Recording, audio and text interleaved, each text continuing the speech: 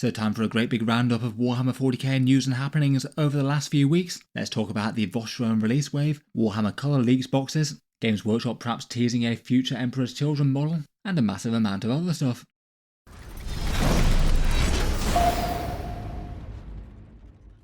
Hello and welcome back to Warspecs Tactics, where today I thought we'd do a great big roundup of small Warhammer 40k news and reveals. One of my semi-regular videos where I talk about all the stuff that I found interesting for Warhammer 40k, though I didn't think there was quite so much to say about it that it really needed a whole video all to itself. It's been a good few weeks since I've done one of these, with all of Games Workshop's news going on for the 11th edition releases, so let's jump straight in and talk through a whole bunch of releases, reveals, and other news and teasers.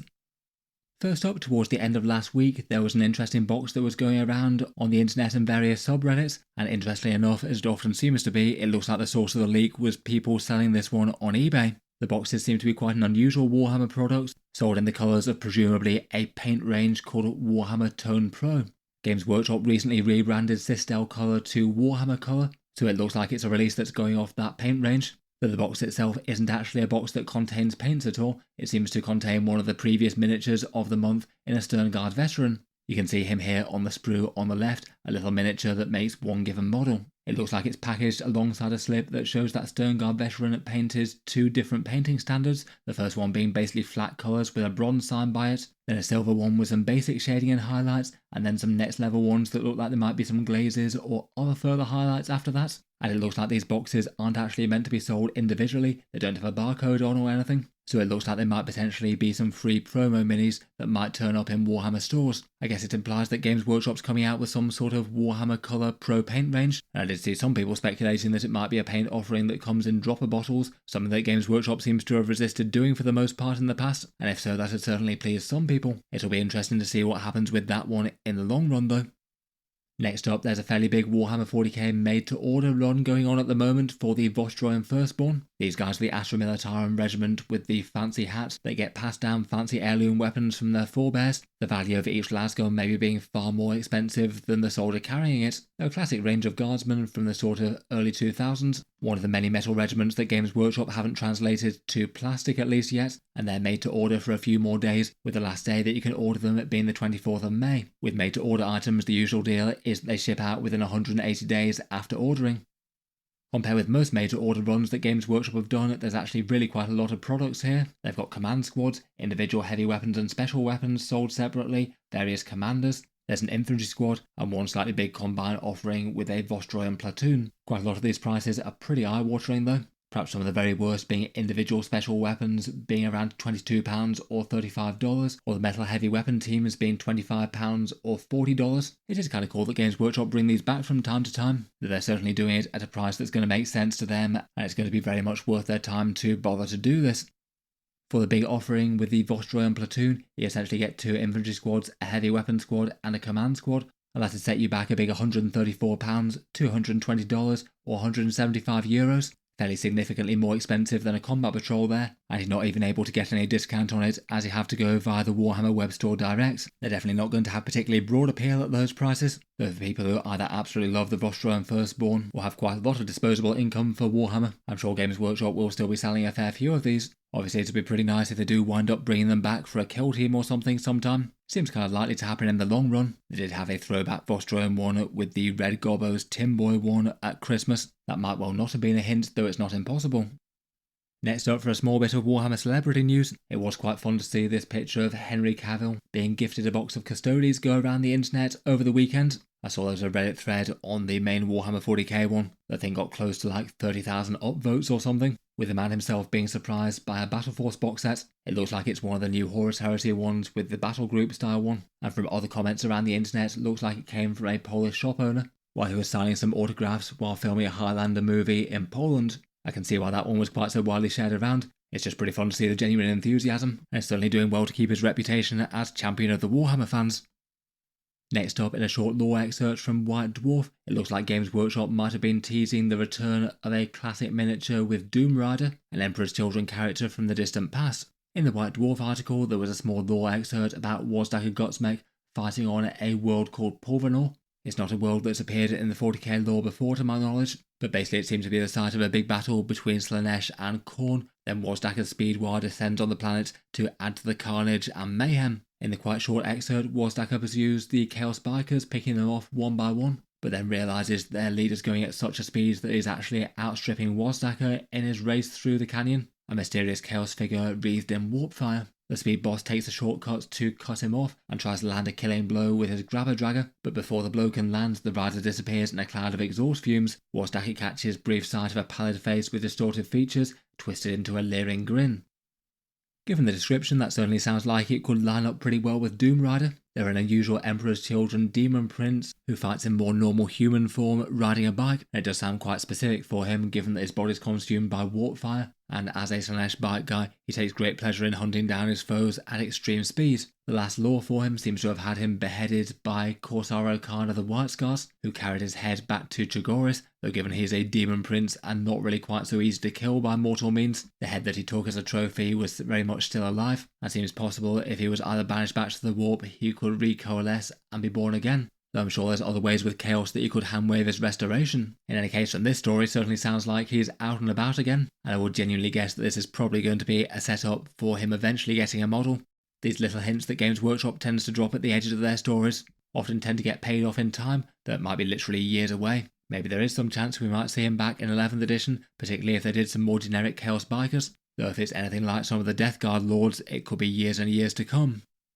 Before we move on with the other 40k news and teasers, I'll just give a quick shout out to today's video sponsor in Futureproof Modular Terrain, and talk about their terrain sets that you can build and rebuild with a bit of sculpted detail that can come pre-painted. Their stuff can be set up pretty well for Games Workshop's 11th edition terrain footprints, and they have guides of how to do so on their site. The idea behind their things is that it's basically plastic ruined walls that can slot into each other, held together with construction tabs so you don't need glue, so you can take it all apart and rebuild something new if you fancy or if terrain changes. The ruins themselves have some 3D detail and also can come pre-painted in a range of different colours as well. They have sandbag style World War ones, some nice white and green ones for Shrine Worlds, and all manner of other more normal ruins or desert style terrain. Their mainstream offering is their full table set, around $240 or $300 painted. There's a discount code for 20% off in the video description. They do have quite a lot of different paint schemes available. If you'd like to take a look, then check them out, link down below. I'll cycle back to talk about them a little bit more at the end of the video. In any case, a big thanks to them for sponsoring this one. Getting back to it, and it potentially looks like we might have some interesting reveals for Warhammer 40k on Monday, as Games Workshop seems to be giving us 3 back-to-back live-streamed games, seeming like they want to one-up their live-stream games that they did for 10th edition, I suppose. These are on Monday, and they kick off at 9 AM Central Time in the USA, or 3 PM in the UK. It seems the maximum runtime for them is about 4 hours or so. The first one's going to be Orcs vs Space Marines with some expanded units fighting alongside them. There's a Community Clash one from Play on Tabletop with Tau vs Death Guard, and then the third one's a competitive style game, a rematch of the final of the World Champions of Warhammer with 2 top players with Richard Siegler and Liam VSL, so they'll be playing with their Ammech and Eldari respectively. Overall it does sound pretty fun. Maybe a bit of oversaturation with more Warhammer than a lot of people might have time to watch there, I guess, but I suppose could give some good insights as to those factions, and maybe a few more hints and reveals for the core game itself, though I feel like we've got to be reaching the point where the majority of stuff about the new edition is known, or at least the biggest bits. I'll certainly be looking to summarise a bunch of info and reveals from those games here on the channel though. I guess it might be late Monday or Tuesday sometime, perhaps depending on how high yield they are, and how late the last game goes on. Talking of 11th edition news and previews though, there was one rumour going around about a possible launch date for Armageddon. It seems like a game store in Italy posted that they were going up for pre-order on the 6th of June, and then release date on the 20th of June, and that was the date that I was kind of guessing based on Warhammer World's closure before. Games Workshop seems to have earmarked a weekend around about the time when we expected the release date to happen, so it seemed there was at least a good chance that it might be that. I've not really looked into this one too hard, unless they have some insider information from outside the normal things that Games Workshops tend to tell their regular retailers. I'm not sure quite how reliably I'd take this, at least for the majority of ones around the world. They only tend to find out exactly what Games Workshop's releasing at a similar time to when we do on the Sunday previews. For all I know, their information might come from elsewhere though, or their Games Workshop coordinators in Italy might have been a bit more forthcoming with information. Either way, it certainly fits in pretty well. I noticed Chapter Master Valriker posted a rumour video that was also saying the same date, apparently corroborated from his sources. It did seem like it could be a bit of a conspicuous weekend for those date closures though, when a kind person got in touch with me to say that their Warhammer World bookings are being cancelled for that weekend.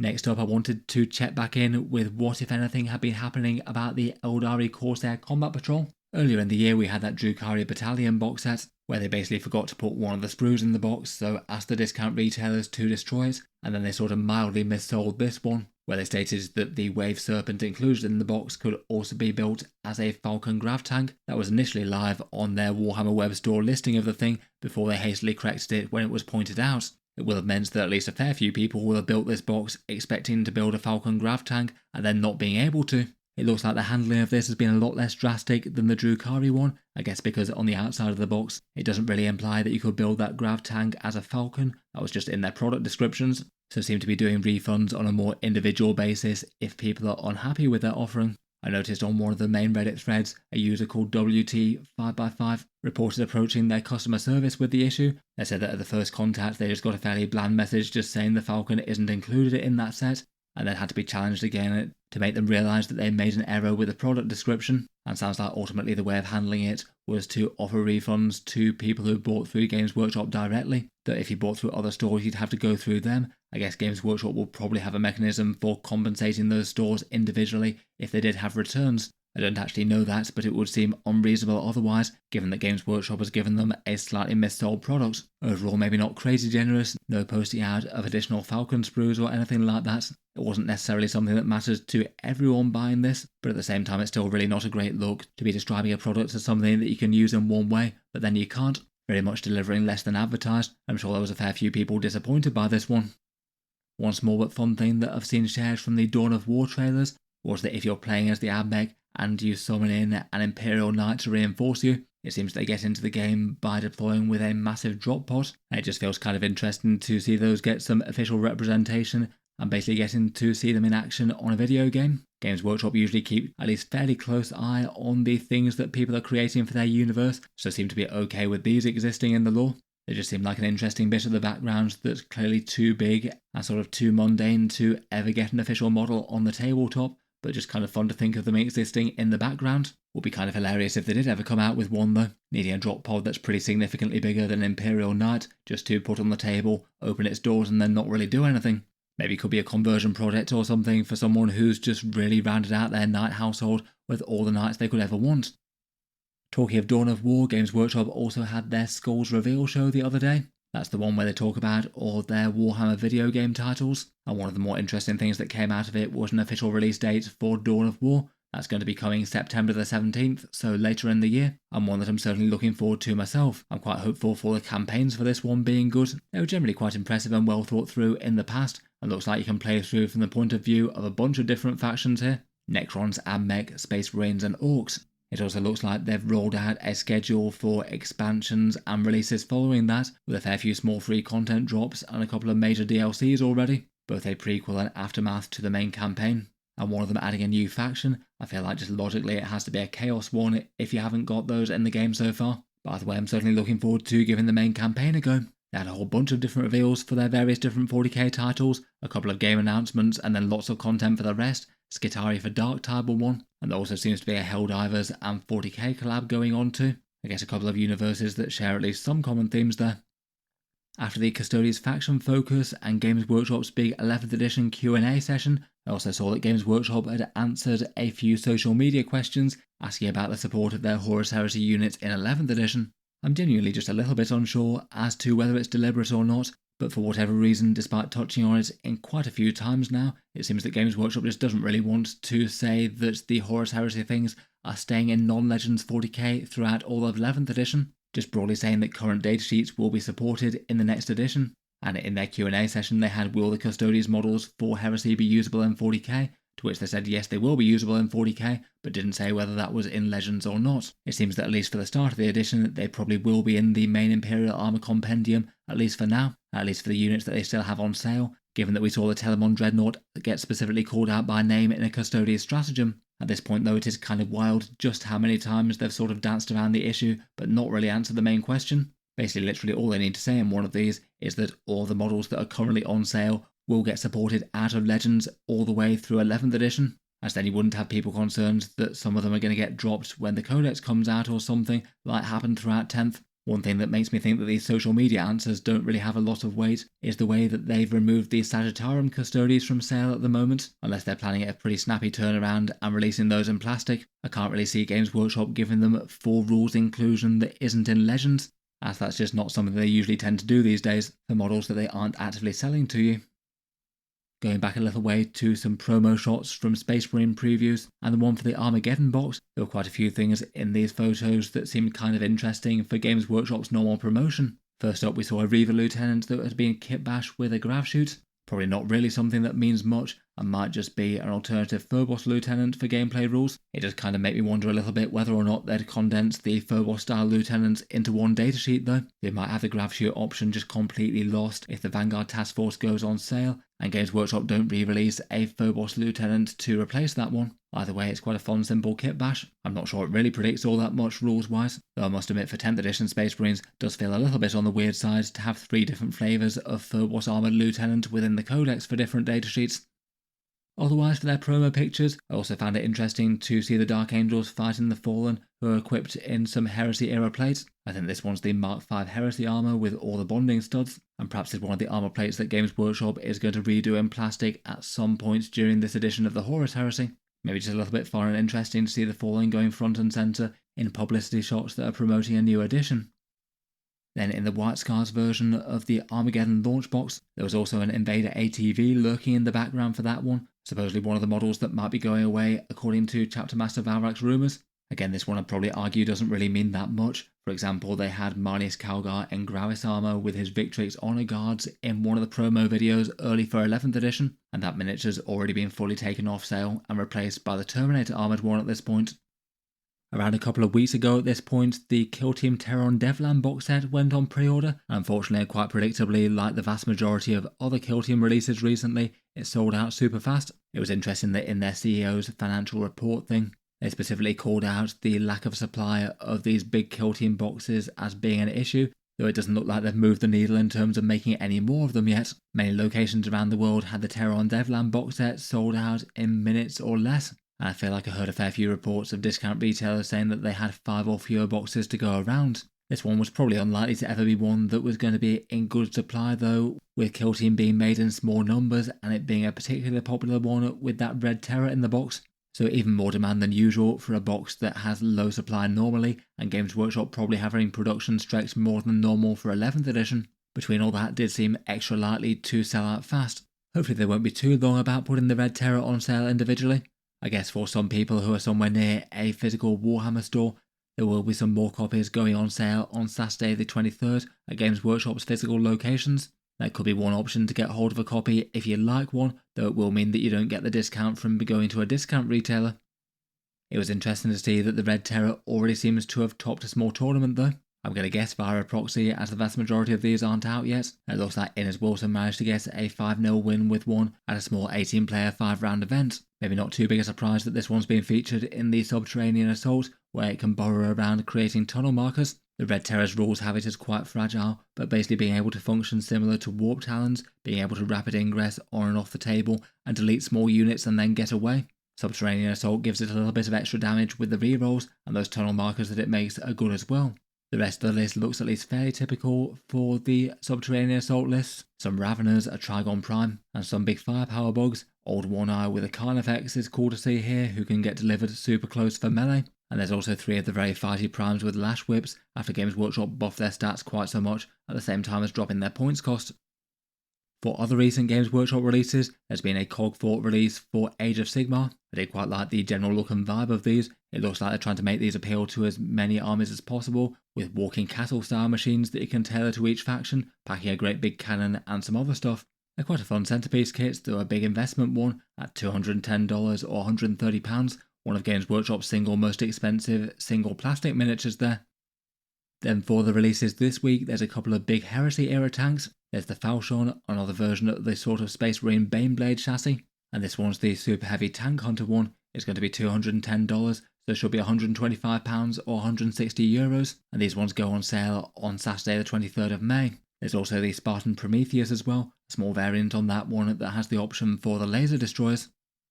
Both of these do have some options for playing them with Legends rules in Warhammer 40k, though they often tend to be a little bit mothballed and neglected. The Falchion's main gun does strike with a pretty appropriately big hitting profile though. Its twin volcano cannon attacking with D3+1 attacks at a big strength 24, AP -5 and flat damage 12, so pretty ruinous for any tank or super heavy that gets in the way of that, and it also has blast, twin linked and devastating wounds all for good measure. And I guess it could be fairly fun to put on the table for Apocalypse games. At this point they've redone quite a few of the Fellblade equivalents into plastic. As ever, if you were looking to pick up any of the weekend's releases, check out the channel's affiliate discount retailers linked down in the video description. There's Element Games and some others for the UK, Warhouse and Gap Games in Australia, Venice Workshop and Toy Snowman in Canada, Wargame Portal in the USA, and Taschengeld Eep in Germany and the EU. A big thanks to anyone picking things up through those. They don't cost any extra to use, and does help to support the channel a bit through any purchases. With the Cities of Sigmar release, I did find one way of them doing Legends rules to be interesting for that game system. In an article last Friday, Games Workshop seemed to give a heads up for Legend models that will be going away, where basically in the overall transition that's still been going on since Age of Sigmar replaced Warhammer Fantasy, they had elves and dwarves that could fight alongside the free cities. So it looks like they're letting them go to make way for new stuff, as Games Workshop often seems to do with ranges rotating these days. This time though, rather than sending them directly to Legends for say matched and tournament play, they're giving them a dedicated download that will be supported for competitive play to last for a year, and then you still be able to use their war scrolls and things in any more casual games beyond that. Well, obviously it's still not going to be great news for any people who own these models. It still feels at least a little bit less painful compared with just directly pulling the plug and sending them straight to Legends at very short notice, as they often do in 40k. And I'm sure we're about to find out about a bunch of those for the Space Marines for the start of 11th edition. It just basically means that if you bought any of those miniatures recently, you get an extra year of full rule support to get some use out of them, and maybe helps to set some expectations a bit, and could be a way to help people avoid buying things just literally before they go to Legends, if that is going to be something that would affect their enjoyment of the model. Just feels like a little bit more of a structured approach than 40k often has, and in recent times they have done a bit of similar sort of expectation setting for Kill Team as well, saying how long you'd expect Kill Teams to be supported for competitive play before they give way a bit to make way for new things. We'll be finding out a bit more about Operation Imperator and the lore of the Space Marine Assault on Armageddon in the not too distant future, I guess. Though Games Workshop did drop a small lore article a week or so back. Apparently Marlius Calgar of the Ultramarines is in overall command of the operation. I think they have mentioned it before, though I was a bit surprised at it, given they seem to have been putting Blood Angels front and centre in the launch box, even if there are plenty of Ultramarines fighting in the background, say in their animated trailer. Just seems a bit surprising when they made the decision to not put the Ultramarines quite as front and centre. They still seem to need them in the background. In any case, sounds like he's been redeployed from fighting Tyranids in the Bastille subsector, where from the last we've heard of that sounds more like it's a stalemate between Imperials and Tyranids. They gathered with a whole bunch of named chapters at Vos Prime to launch the assault on Armageddon. And it seems that the chapters committed to the cause have their Armageddon campaign badges handed out there, the little sword-style icons that are sculpted into their wrist plates and a few things, and each chapter was given an Armageddon campaign banner as well, which you could use to explain the Ancients with those banners in the box set. Apparently the main Space Marine captain from the Blood Angels Armageddon box is called Captain Sendini, and they also had some quite fun artwork as well. For their lore and artwork articles, it was quite cool to see an 11th edition version of the galactic map as well. One of the main things I found interesting on this was that they flagged some of the biggest areas of active conflicts going on in the Imperium right now, all the ones that were featured as fighting locations in the end campaign, but also the Pariah Nexus, Bastille for where they're fighting the Tyranids, and the Charnath Expanse where some Kill Team action has gone down, and the Tau Empire are also present. Taking a look at a couple of the small teasers from the Rumour Engine, and it feels like a fair few of these aren't necessarily 40k related these days. They've got a mysterious Chaos Tome that certainly could be 40k, that maybe just looks a little bit more fantasy in appearance at first glance. I did see a couple of people speculating whether or not it could be a Wordbearer's character. I certainly suspect that they'll get a 40k focused character at some point. I guess this probably isn't Lorgar himself, though at the same time doesn't seem completely impossible. I'd probably say this is more likely to be Chaos from the fantasy setting though. Otherwise they also had this chunky gloved hand, again looks a little bit more Age of Sigmar than 40k, potentially could be Ogre or more tribes. For Games Workshop's novels, they've got a new current setting one announced for Armageddon, called Armageddon Season of Fire. This one's by Jude Reed, who's done quite a few focal character centerpiece books, including things like the Lion Son of the Forest, the new Fulgrim and Morven Val ones, and this one's focused around Hive Tartarus on Armageddon. The focal characters are going to be a Blood Angel Space Marine, a Steel Legion Major, and a Sister Superior of Our Martyr Lady. So a bunch of different Imperial perspectives there, the Orc antagonist taking the role of brutal inhuman monsters here. Always interesting to zoom in and see a bit more detail about the current 40k setting. Novels just tend to dig into the details a lot more than Games Workshop tend to do in their lore articles or the majority of their stories. Next up, I had a few people reach out to share their Warhammer 40k stats or calculation sites with me, so I thought I'd just give them a mention in case you wanted to check them out. One was a Stats Hammer site that seemed kind of interesting, being able to do some basic damage maths with pre-programmed profiles, having various units loadouts loaded into the system already. Seemed interesting enough that you could calculate some best damage loadouts if you wanted to be good at destroying one thing with a unit with quite a lot of different weapon options. There was also a site called Prob Hammer as well, maybe doing things a little bit similar to Unit Crunch and running multiple simulations as to how the damage might unfold to calculate what you're likely to get, so you'll get some really accurate results that way. It felt like that one was particularly well made and some really interesting outputs. Then finally another person's site that I gave a shout out to in a previous video is one called Find My List. That one does seem to work quite well with basically pasting an army list into their builder, and it finds you the data sheets and rules for those specific units and the war gear that they're equipped with, which seems really quite helpful. Apparently he's innovating with more things with a map builder to practice deployments and things, and some other features since. I'll aim to link those ones down in the video description if you'd like to check any of them out. Next up, for a few contests and some temporary discount deals out there. Here's a discount code from the Warhammer merch site Starforged. They gave me an 8% off code if you want to take a look at any of their 40k merch stuff. They've got some fun things like purity seals that are themes to various different factions. Some of their fridge magnets and pendants and things are quite good, and again themes to different Warhammer armies. And they do have some slightly mad fancy things like various 40k jewellery. They've sponsored some videos in the past and apparently might be sponsoring some more going forward. They're not really this one. For this one I thought I'd just share the discount code in case it's of use to any of you guys. Games Workshop seem to be doing an Armageddon themed giveaway for a bunch of characters that have fought on the planet in the past. It's one of their sign up to our newsletter style ones, so as a result we'll have a pretty vast amount of entries there. Seems they might have chosen something different from the actual launch box as the prize, so they don't have to declare the value of it and tell all of us the price a little bit early.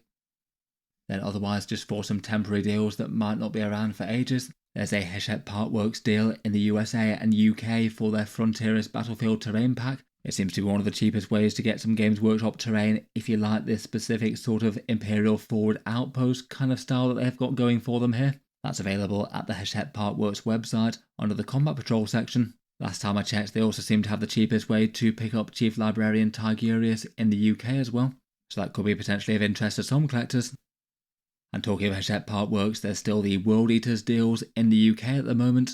The Combat Patrol magazines where you have two magazines put together to make either the Juggernaut Lord or the Khorne Berserkers. You need 81 and 82 to make the Juggernaut Lord, or 87 and 88 to get the Khorne Berserkers, or you can use the two issues before that as well. If you choose combined delivery, then you get them for around 40% off what you get from Games Workshop. They get a little bit more efficient with multiple purchases and bigger orders as well, given that the postage caps out.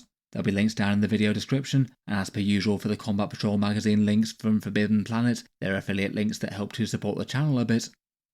Then finally I thought I'd also share a Tower Army charity sweepstake that's been going on in Canada. This one's for a 2,000 point heavily converted Tower Army, apparently featured before on Play on Tabletop by Mark from Mark's Minis. The entry for this one is worldwide. It's being promoted by Fenris Workshop, the channel affiliate discount retailer over in Canada. And they've got a few different levels of ticket offerings with 200 entries for $40, though they also have smaller amounts as well. The proceeds of this one go to the Make-A-Wish Foundation in Canada, so for a good cause. The army itself is a 2,000 point tower one, mainly focused on battlesuits. There's some really quite trippy colours going on and some fairly mad conversions, all manner of battlesuits emerging from the deep with diving bells and seaweed and things hanging off them. Some seem to have been overgrown with coral, and some of them have some big head screen things going on with various nautical displays. In any case, nice of them to make some money for a good cause. You can check them out linked down in the video description if you'd like to. Finally, while we're talking a bunch of giveaways, I'll also mention the channel one as well, which is essentially a build a custom launch box one of your choice. Basically a budget of two sides of $400 US per side, where you could make some unusual combinations that will never get in launch boxes themselves, say Tau versus Necrons, or Knights versus Thousand Suns, or build out from the Armageddon box set itself and create a big army of Space Marines and Orcs. As usual, there's two main ways to enter this one. Either support the channel on Patreon for any amount for automatic entry each month, or enter via the Google form on the 1st of the month. That'll appear at midnight at the 1st of June here in the UK. It's active for 24 hours and has full instructions for how to enter on the form. as well as following here on YouTube and on Facebook. The main thing it asks for is a picture of a 40k miniature, just to deter bots and spammers. The prizes for these ones get drawn via a random number generator and will be announced on YouTube on the 4th of June in the channel update video. Check out the Patreon page or the Facebook page linked in the video description if you'd like to enter for this one. That's just about it for this one though. Let me know your thoughts on the big roundup of Games Workshop's leaks, teasers and other Warhammer 40k goings on. I look forward to hearing your thoughts down in the comments below as usual. Finally, before I go, I'll just cycle back to talk about the sponsor of this one with Futureproof Modular Terrain. As mentioned, makers of their flexible terrain sets where you can take it down and build it up again, and they have options to have it come pre-painted. For the pros and cons of this one, I feel like it does quite a lot of things rather well. It's got a bit of 3D detail that a lot of more simple MDF sets don't have. It's really quite functional for playing 40k, and it works well enough with the 11th edition terrain footprints. The option to come pre-painted is pretty nice. Games Workshop are getting into it themselves as well now, though I can't help but suspect that their one's going to be vastly more expensive than any third-party options. For potential downsides of this one, I guess the main one is that compared with some of the absolutely cheapest things out there, like cheap MDF terrain, it is priced at a bit more of a mid-level, not Games Workshop prices, but also not fighting to be the very cheapest one around, though it does feel like you gain a few nice advantages for the extra money. Otherwise, I'd probably say that while you can rebuild this, it's not really something I'd be wanting to do all the time if it were me. It just takes a bit of time to plan out what you're trying to build and making sure you've got the right pieces to be able to cover the tops of the ruins. It's still nice enough to have the option compared with not though, I suppose. In any case, you can check out their stuff linked down in the video description if you'd like to. Their full table sets are around $300 painted. They have a bunch of different paint schemes on offer. They do have unpainted choices and smaller half table sets as well. If you'd like to take a look over their paint schemes, they'll be linked in the video description. In any case, a massive thank you to them for sponsoring this one. I'll leave that there for now though. Feel free to subscribe to Auspex Tactics if you'd like to see more like this. I'll certainly keep the regular 40k videos coming, with new ones out just about every day. If you'd like to support the channel and help keep the videos coming, Auspex Tactics does have a Patreon page as well, and you can find that linked in the video description.